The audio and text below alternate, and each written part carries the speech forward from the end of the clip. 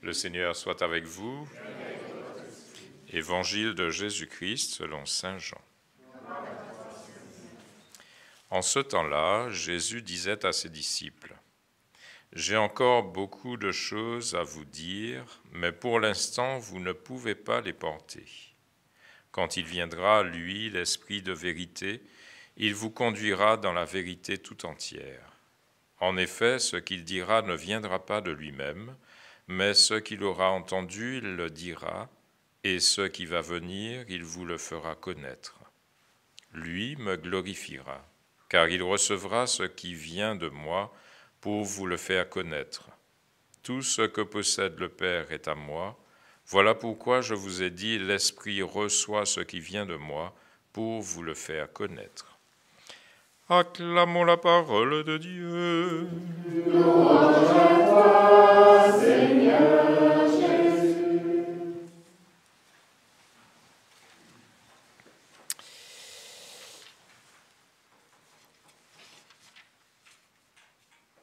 J'aime bien, nous sommes toujours dans la suite des Actes des Apôtres et donc du déploiement de cette Église primitive, et j'aime bien ce passage où Paul, une fois de plus, a été ramené à une condition de servitude. Il est emprisonné, là il est ramené, il est escorté, il est ramené à Athènes, et puis il en profite pour évangéliser, pour dire ce qu'il a à dire, pour transmettre la bonne nouvelle que lui-même a reçue.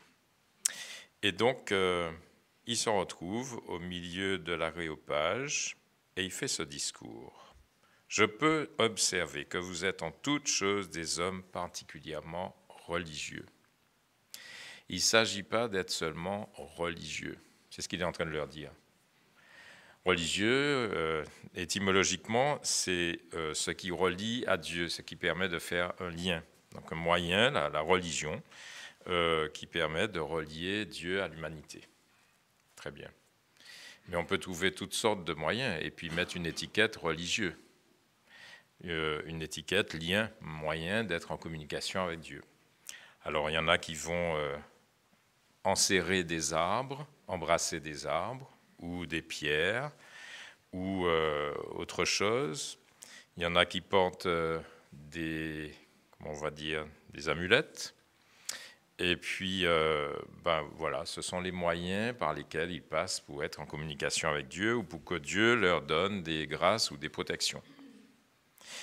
Mais en fait, il ne s'agit pas d'utiliser n'importe quel moyen.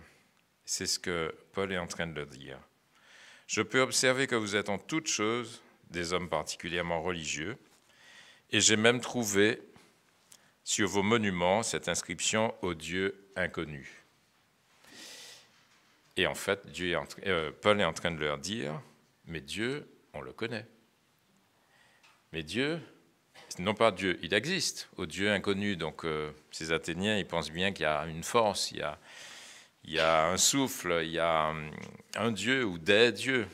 Les Grecs, donc forcément, ils ont des dieux. Mais là, il dit, mais non, mais Dieu, il existe, il s'est révélé. Et moi, je vais vous dire de qui il s'agit. Qui est Dieu? Extraordinaire. Nous qui cherchons toujours à savoir, à connaître, eh bien voilà, il est en train de leur révéler le vrai Dieu. Ce que vous vénérez sans le connaître, eh bien voilà que moi, je vais vous annoncer. Le Dieu qui a fait le monde, tout ce qu'il contient, lui qui est le Seigneur, Dieu du ciel et de la terre, eh bien, c'est à partir d'un seul homme qu'il a fait tous les peuples.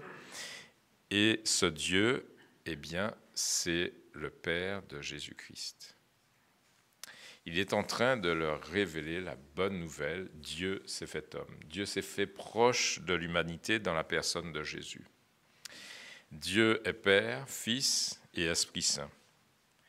Et il ne le dit pas parce qu'il a fait des grandes études de théologie. Il le dit parce qu'il a expérimenté la présence de Jésus. Cet avorton, comme il s'appelle lui-même, qui ne fait pas partie des 12, qui a été persécuteur de l'Église, persécuteur des apôtres après la mort et la résurrection de Jésus, qui a poursuivi des chrétiens et qui en a mis beaucoup en prison, et peut-être davantage, ou en tout cas on sait que quand ils étaient arrêtés, ils étaient torturés et tués pour beaucoup. Eh bien, lui, il a fait cette expérience radicale de la rencontre de Jésus, avec Jésus. Et donc, il le dit avec son cœur, et il le dit aussi avec son intelligence, parce qu'il a rapproché cette expérience qu'il a vécue avec Jésus, Fils de Dieu, et ce que cherche l'humanité, et en particulier ces Athéniens, et nous aujourd'hui, c'est-à-dire la réponse à nos questions principales de l'humanité qui sont d'où je viens, où je vais et qui suis-je. Et donc, il est en train de répondre à ces trois questions. Eh bien, d'où je viens de Dieu, qui a fait le ciel et la terre et tout ce qu'elle contient, donc l'homme. Où je vais dans l'éternité et qui suis-je? Je suis de la descendance de Dieu. Extraordinaire. C'est tellement puissant que certains vont se moquer de lui. Là-dessus, nous t'écouterons une autre fois. Et puis d'autres vont s'attacher à lui parce que ce qu'il vient de dire répond à leurs questions. Alors, vous me direz, il s'agit des Athéniens, très bien. Mais il s'agit aussi de nous aujourd'hui. Et notre humanité aujourd'hui, eh bien, elle cherche Dieu. Nous cherchons Dieu. Dans toutes sortes de moyens, par toutes sortes de moyens, on cherche Dieu. Et je vais vous faire une petite citation d'André Malraux que j'ai retrouvée. Alors, on lui prête une citation, un mot qui dit « Le 21e siècle sera religieux ou ne le sera pas ». Il n'a pas dit ça tout à fait, lui-même il a dit « j'ai pas dit ça », mais bon. Par contre, ce qu'il a dit de vrai, il a vraiment dit « je pense que la tâche du prochain siècle, et donc du 21e siècle, notre siècle aujourd'hui, en face de la plus terrible menace qu'a connue l'humanité, c'était juste après la Deuxième Guerre mondiale, eh bien je pense que la tâche de ce prochain siècle va être d'y réintégrer les dieux. » Et pour le coup, il ne s'agit pas de réintégrer les dieux, mais de réintégrer Dieu, pour le coup. Les dieux, d'avoir cette ouverture spirituelle, et nous l'avons, nous cherchons des dieux. Et cette ouverture spirituelle doit nous permettre de rencontrer le vrai Dieu, le créateur du ciel et de la terre.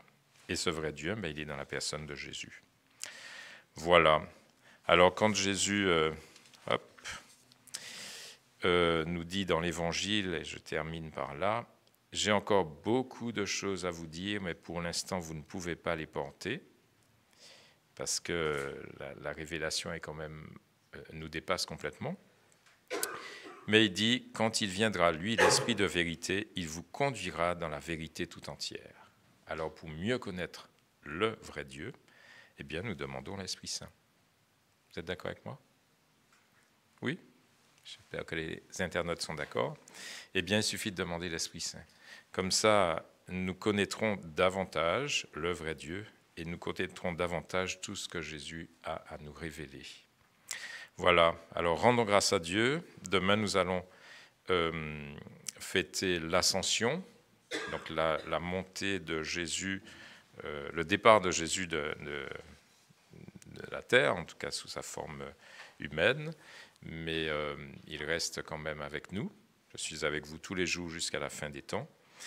Et dans une semaine, nous allons fêter la Pentecôte. Alors, nous allons demander à l'Esprit Saint de nous aider à mieux connaître Dieu, à mieux l'aimer et à nous laisser pardonner et éduquer et enseigner par lui. Amen.